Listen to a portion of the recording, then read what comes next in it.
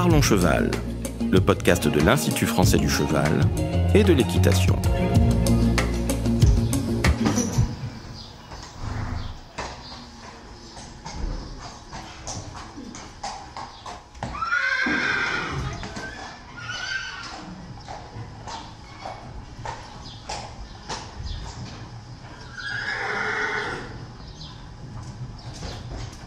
Bonjour, je suis Laurent Vigneault de l'Institut français du cheval et de l'équitation et aujourd'hui on vous parle d'un sujet particulier, la viande de cheval. Alors pour ça je reçois deux économistes, je reçois Céline Vial. Bonjour Céline. Bonjour Laurent. Alors Céline, tu es chercheuse en économie, en sciences de gestion à l'IFCE, mais tu es basée à l'INRA je crois, à l'INRAE. C'est ça, à l'INRAE de Montpellier, oui, au sein de l'UMR Moïsa. D'accord. Et je reçois aussi Xavier Dornier. Bonjour Xavier. Bonjour Laurent. Alors Xavier, tu es ingénieur de projet et développement en macroéconomie. Qu'est-ce que c'est la macroéconomie ? Alors la macroéconomie, c'est l'analyse des données à l'échelle nationale. Et donc à l'Observatoire économique et social du cheval de l'IFCE, on analyse l'ensemble des données à l'échelle nationale et on produit un annuaire statistique qui rassemble toutes ces données macroéconomiques qu'on publie chaque année. Alors tu es basé à Pompadour, hein ? Oui, tout à fait. Alors, on va parler donc de la viande de cheval. Alors, pour ça, on se base sur une étude qui a été réalisée par Céline, où on parlera aussi de l'aspect conjoncturel et de cette étude réalisée et des solutions qui ont été envisagées. Hein, Céline, tu développeras ce sujet pour développer cette consommation de la viande. Mais d'abord, je voudrais que tu nous parles de l'historique de la consommation de la viande de cheval en France. Oui, alors la consommation de viande de cheval date de la préhistoire. Avant la domestication des chevaux, ils étaient chassés par l'homme pour leur viande. Donc cette consommation a toujours été assez opportuniste, de la préhistoire jusqu'à aujourd'hui. C'est-à-dire que les chevaux qui étaient consommés étaient souvent des chevaux qui étaient blessés ou qu'il fallait utiliser. Très rapidement, c'est une pratique qui a été questionnée et les premiers freins à la consommation de viande de cheval apparaissent durant l'Antiquité pour des raisons symboliques, religieuses, sociales ou culturelles. Et c'est une viande qui a toujours été considérée comme ayant des valeurs nutritives, non ? Tout à fait, ça fait partie des arguments qui ont permis l'acceptation sociale de la consommation de viande de cheval en France. Donc cette acceptation date de la légalisation de la consommation qui a eu lieu donc au milieu du 19e siècle, en 1866 pour être précis, et qui était portée par la Société protectrice des animaux et par les médecins. Donc c'est à ce moment-là que sont apparues les premières boucheries chevalines. Et donc cette légalisation reposait sur deux arguments. Un argument éthique, donc l'objectif était d'utiliser de la viande qui provenait de chevaux âgés ou blessés, qui étaient utilisés pour l'armée, les transports, l'agriculture. Et un argument médical, puisque c'est une viande qui est très nutritive, et donc elle était consommée par les pauvres ou en situation de crise, et c'était une consommation qui était recommandée par les médecins. Et cette consommation, elle a évolué dans le temps ? Oui, tout à fait, elle a évolué. Alors au XXe siècle, on est arrivé à l'apogée de la consommation avant la Première Guerre mondiale. Et ça, c'était vraiment du fait des propriétés médicinales de cette viande contre certaines maladies. Puis, on a assisté à une chute de la consommation qui a démarré après la Seconde Guerre mondiale, du fait de la fin de l'utilisation du cheval pour l'armée, pour les transports, et puis ensuite du fait du développement de l'équitation et de l'évolution du statut du cheval. Et qu'est-ce qu'on consomme comme type de produits chevalins en France ? Alors en France, il y a vraiment deux produits qui sont présents sur le marché, et c'est pour ça qu'on pourrait qualifier ce marché comme un double marché. Il y a la viande qui est consommée de façon traditionnelle par les Français et qui vient de chevaux de réforme. Et donc, c'est une viande qui est rouge très foncée. Et donc, pour pouvoir satisfaire la consommation nationale, on est obligé de réaliser des importations. Alors qu'en France, on a une production vraiment dédiée qui vient de chevaux de trait qui sont élevés pour la viande. Mais là, cette viande est principalement exportée, puisqu'en fait, les chevaux sont abattus plus jeunes, ce qui produit une viande rouge plus claire, ce qui ne correspond pas aux habitudes de consommation des Français. Donc on exporte plutôt ce qu'on produit en France et on importe ce qu'on consomme. Voilà, en partie. Alors on va parler maintenant des avantages de la viande chevaline, qui se distingue un petit peu de la viande bovine qu'on a plus l'habitude de consommer. Il y a des avantages de différentes natures, Céline. D'abord nutritionnel, tu l'as déjà dit, je crois, un petit peu. Voilà, tout à fait. Comme on l'a déjà dit, c'est une viande qui a des gros avantages nutritionnels. Notamment, elle est très riche en fer héminique et en acides gras polyinsaturés, donc les oméga 3 et 6. et elle contient des faibles niveaux de graisse et de cholestérol par rapport aux autres viandes rouges et notamment par rapport au bœuf. Et en termes de goût, qu'est-ce qui la distingue ? Alors, il y a des gros intérêts organoleptiques sur cette viande, donc en termes de couleur, mais aussi en termes de tendreté et de saveur. Alors, il y a un autre avantage qu'il ne faut pas oublier, on aura l'occasion d'en reparler, mais c'est l'aspect environnemental.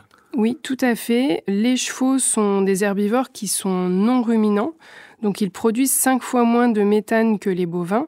Donc forcément, produire de la viande de cheval est moins polluant que de produire de la viande bovine. Et d'autre part, quand on considère la production française de chevaux qui sont élevés pour la boucherie, elle permet la préservation de 9 races locales de chevaux de trait qui sont menacées d'extinction. Ça permet également l'entretien de l'espace et des paysages, donc que les chevaux pâturent seuls ou en complément de ruminants. Et enfin, ce sont des élevages extensifs, donc en troupeau, ce qui permet de préserver le bien-être animal. Oui, donc un gros enjeu, effectivement, dans la préservation de ces races un peu spécialisées. Alors Xavier, maintenant, je voudrais que tu nous donnes un peu de chiffres concernant toute cette conjoncture et cette consommation de viande. Alors déjà, où en est-on aujourd'hui dans la consommation de viande de cheval en France ? Alors aujourd'hui, la consommation de viande de cheval, ça représente 5000 tonnes équivalent carcasse consommées en 2024. Elles sont consommées par à peu près 5% de la population française, qui représente quand même 4 millions d'habitants. Oui, c'est beaucoup. Ouais. Alors cette consommation, comme le disait Céline, elle a connu une baisse assez forte, notamment depuis les années 90, où il y avait 10 fois plus de viande consommée. On était à 50 000 tonnes équivalent carcasse au début des années 90.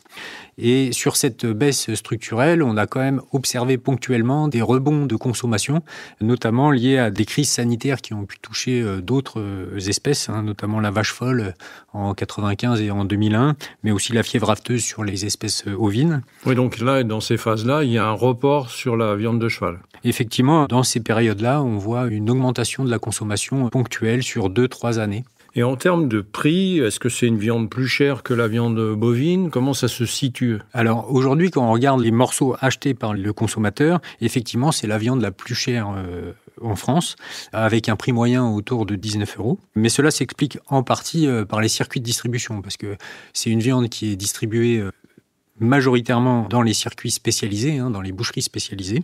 Oui, on n'en trouve pas dans les grandes surfaces comme de la viande bovine. Alors on en retrouve, on est à peu près à 50% en boucherie, 50% acheté en grande surface, mais en comparaison, le bœuf est acheté à 14% en boucherie.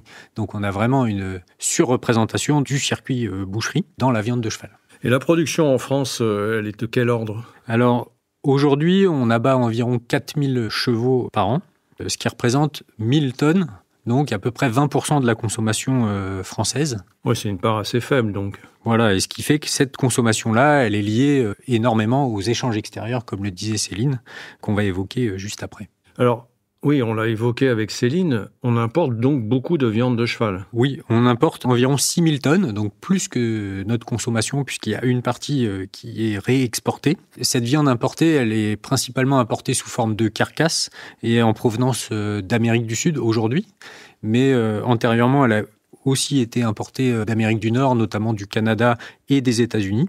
Mais depuis 2007, les États-Unis ayant interdit l'abattage d'équidés, ce flux s'est tari. Et qu'est-ce que les éleveurs ont fait de ces chevaux qu'ils ne pouvaient plus abattre ? Alors, les éleveurs ou les propriétaires, effectivement, ont pu abandonner ces chevaux et donc on a retrouvé des volumes très importants de chevaux féraux, donc remis à la nature et qui sont énormément développés, ce qui pose des problèmes de gestion de population aux États-Unis dans certains États. Alors là, on parle de ce qu'on importe en France, mais on a dit tout à l'heure que notre production était en fait exportée. Elle va où ?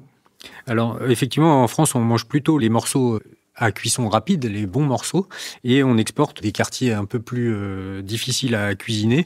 Et donc, on exporte à peu près 2000 tonnes qui sont exportées vers les pays frontaliers, essentiellement l'Italie et la Belgique, mais essentiellement l'Italie.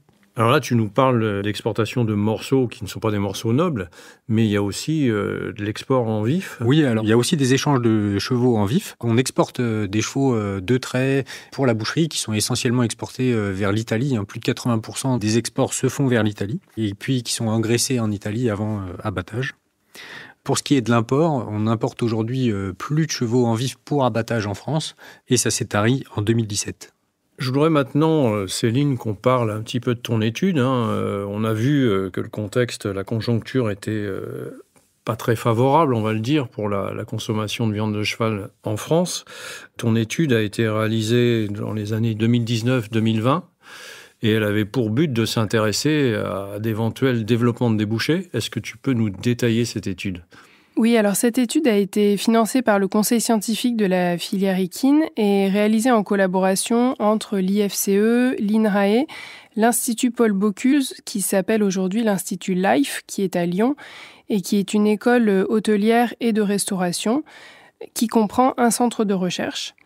Nous avions également comme partenaire Equidexport, qui est une entité qui s'est développée pour faciliter les relations internationales et l'exportation des équidés de travail, avec une partie spécialisée sur les chevaux d'élevage pour la boucherie. Et sur quoi portait cette étude ? Alors cette étude reposait sur des enquêtes qualitatives et quantitatives auprès de consommateurs et de non-consommateurs de viande de cheval, donc pour comprendre un petit peu mieux ce marché. Alors justement, ces consommateurs, qui sont-ils ? Alors les consommateurs de viande de cheval en France, aujourd'hui, ce sont plutôt des gens âgés, plutôt des hommes qui proviennent de classes sociales moins favorisées. Ce sont des personnes qui habitent principalement au nord de la France et qui sont amateurs d'autres viandes, donc en quantité et en diversité, c'est-à-dire qui mangent beaucoup de viande et plein de viandes différentes. Et comment consomment-ils la viande de cheval ? La viande de cheval, elle est consommée majoritairement à domicile et en famille, puisqu'en fait, on constate qu'elle est très très peu présente dans la restauration commerciale comme dans la restauration collective. Oui, c'est vrai que c'est peu fréquent en restauration collective, oui. Il y a aussi, à l'opposé, des non-consommateurs de viande ? Oui, tout à fait. Donc les non-consommateurs, ce qui a été intéressant dans cette étude, c'est qu'on a pu découvrir qu'il y en avait vraiment deux types très distincts. Tout d'abord, les non-consommateurs absolus, donc qui ne mangent pas de viande de cheval pour des convictions morales ou pour des préférences gustatives, parce qu'ils n'aiment pas la viande rouge, par exemple. Et donc ces personnes-là ne mangeront pas de viande, ça ne sert à rien d'essayer de les cibler, on n'arrivera pas à leur faire manger de la viande de cheval. En revanche, il y a une partie des non-consommateurs qu'on a appelés consommateurs potentiels. Ils ne mangent pas de viande pour des raisons plutôt liées à l'offre. Ils n'y pensent pas. Ils trouvent que cette viande n'est pas accessible ou qu'elle est à un prix trop élevé. Ou ils nous ont aussi expliqué qu'ils ne connaissaient pas bien le produit. Et ces individus représentent quand même 15% de la population française. Donc selon cette étude qu'on a réalisée sur un échantillon représentatif de la population. Donc, ce qui laisse supposer quand même un réservoir de consommation qui n'est pas exploité en France. Oui, c'est cette partie-là qui nous intéresse, effectivement. Donc, comment on peut faire pour faire en sorte que ces gens-là se mettent à consommer de la viande de cheval ? Alors, nous les avons interrogés sur leurs intentions de consommation. Donc, parmi ces personnes qui ne consomment pas actuellement, mais qui sont des consommateurs potentiels, on leur a demandé où est-ce qu'ils aimeraient consommer de préférence. Et ils nous ont répondu qu'ils ne consommeraient pas chez eux, ils ne consommeraient pas à la cantine, mais en revanche, ils seraient d'accord pour passer à l'acte de consommation, soit au restaurant, soit chez des amis. Donc le restaurant apparaît ici comme un levier possible. Voilà, les restaurants apparaissent comme un endroit pour passer à l'acte de consommation, pour satisfaire un petit peu sa curiosité envers le produit, mais aussi pour le découvrir. Donc c'est vrai que c'est un levier pour toucher de nouveaux consommateurs. Alors c'est pour ça que vous êtes allé ensuite enquêter des chefs cuisiniers ? Nous avons effectivement enquêté des chefs cuisiniers afin de savoir qu'est-ce qu'ils pensent du produit viande de cheval. Ce qu'ils nous ont remonté tout d'abord, c'est que c'est un produit, selon eux, qui est très peu offert en restaurant, car ils sont tous un peu sceptiques sur la demande réelle envers ce produit. Et puis, ils ont également un petit peu des craintes vis-à-vis de l'image que cela pourrait donner au restaurant. Puisqu'en fait, on a pu voir que les chefs sont assez fortement guidés par leur goût, leurs histoires alimentaires et leurs pratiques de consommation personnelles. Donc, leur rapport à l'animal personnel influence fortement leur rapport aux produits viande de cheval dans la sphère professionnelle. Pour autant, l'enquête a révélé quand même qu'une ouverture était possible. Une ouverture est possible parce que les chefs sont quand même très intéressés par le produit pour diverses raisons. Donc tout d'abord parce qu'il y a un très fort attachement des chefs cuisiniers à la viande de manière générale, puisqu'en fait les plats et même les menus sont réfléchis autour du produit viande et sont ensuite aménagés autour de la viande. Ensuite, les chefs sont également très ouverts à l'innovation culinaire, aux nouveaux produits. Il remarque les atouts de cette viande comme répondant à des tendances qui sont porteuses aujourd'hui en restauration, notamment tout ce qui est menu santé, tout ce qui est lié au bien-être animal, aux impacts environnementaux, à la consommation de produits locaux. Donc la viande de cheval est un produit qui répond à ces enjeux auxquels font face aujourd'hui les chefs cuisiniers dans leur travail. Et par ailleurs, les chefs cuisiniers nous ont rapporté que pour eux, la viande de cheval pouvait représenter un élément de différenciation non négligeable pour certains restaurants, qui sont notamment portés sur la viande, puisque ça permet aussi une diversification des sources de protéines proposées et que ça peut représenter un atout pour une cuisine plus durable. Donc il souligne vraiment les avantages du produit viande de cheval. Et pour autant, on l'a vu, c'est un produit qu'ils n'ont pas l'habitude de travailler, donc il manque un peu de connaissances sur ce produit. Comment les avez-vous aidés ? Exactement. Les chefs cuisiniers qu'on a interrogés avaient très peu de connaissances et d'expertise sur le produit. Finalement, on s'est rendu compte qu'ils ne savaient pas d'où venait le produit. Ils ne connaissent pas la filière, surtout pas la filière de chevaux de trait à destination bouchère. Et ils ont très peu de connaissances sur la réalité de la consommation actuelle de viande de cheval en France. Et d'autre part, ils nous ont expliqué qu'il n'y avait pas du tout d'enseignement sur le sujet de la viande de cheval dans les formations des chefs cuisiniers, notamment en termes de travail du produit. Et enfin, ils soulignent un manque de répertoire culinaire à base de viande de cheval. Oui, donc ça, effectivement, ça n'existait pas. Et c'est le travail que vous avez fait avec l'Institut Paul Bocuse ? Et oui, du fait de ce manque de répertoire culinaire qui a été souligné par les chefs cuisiniers, on a décidé de mener un travail avec l'Institut Paul Bocuse, donc aujourd'hui appelé Institut Life, pour constituer un répertoire de recettes au cours d'une session créativité qui a été réalisée par le Centre de recherche de Lyon. Et alors, combien de recettes vous avez élaborées ? Alors, 6 recettes ont été créées au cours de cette session créativité à base de viande qui nous a été fournie par Equidexport, donc de la viande de cheval de trait, produite en France. Et parmi ces 6 recettes, donc il y avait 3 recettes en version bistronomique et 3 en version brasserie.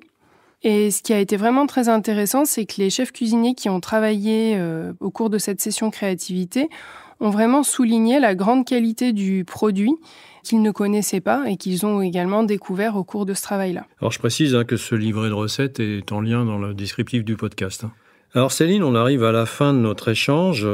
En conclusion, qu'est-ce qu'on peut retenir ? Il y a peu de consommateurs ? Oui, alors il y a peu de consommateurs en France et il y en a de moins en moins. Mais comme l'a dit Xavier, il y a quand même à peu près 4 millions de personnes, donc 5% des foyers français qui consomment actuellement de la viande de cheval, ce qui n'est pas négligeable. Et comme l'a montré l'étude que nous avons réalisée, il y a des consommateurs potentiels qui représentent 15% de la population française. Et donc, il y a des leviers de développement que vous avez identifiés. Voilà, il y a des leviers de développement pour cette consommation. Tout d'abord, faire connaître davantage le produit et ses atouts, notamment en termes de qualité nutritionnelle, organoleptique et environnementale. Ce qu'il faudrait également, c'est développer la visibilité et la disponibilité du produit, que ce soit en magasin ou, comme on l'a vu, au restaurant, puisque finalement, le restaurant constitue une occasion de découverte et de passage à l'acte de consommation pour des nouveaux consommateurs. Et puis les chefs sont quand même reconnus comme ayant un rôle intéressant de prescripteur en termes de consommation alimentaire. Alors malgré tout, la consommation de viande de cheval reste un sujet sensible. C'est un sujet qui soulève des enjeux sociétaux. Oui, c'est un marché pour lequel la population de non-consommateurs est supérieure à la population des consommateurs. Donc effectivement, il faut faire attention à l'influence négative que cela peut avoir sur la légitimité du marché. Donc il est important de composer avec cette opposition qui peut exister. Et donc on l'a vu, il y a des enjeux sociétaux très forts. Oui, tout à fait, puisqu'aujourd'hui, il est important de maintenir en France la consommation de viande de cheval pour les raisons que nous avons développées précédemment, et notamment pour permettre la préservation des 9 races de chevaux de trait français et pour l'entretien de l'espace. Merci Céline. Merci Xavier. Merci Laurent. Merci Laurent. Si vous souhaitez en savoir plus sur le sujet, rendez-vous dans la description du podcast où vous trouverez des liens utiles sur notre site equipedia.ifce.fr. Vous pouvez aussi nous rejoindre sur notre groupe Facebook Equipédia Sciences et Innovation Equine pour plus de contenu. Pour ne manquer aucun épisode, abonnez-vous, partagez, commentez et n'hésitez pas à laisser 5 étoiles sur Apple Podcasts et Spotify. À très vite pour un nouvel épisode.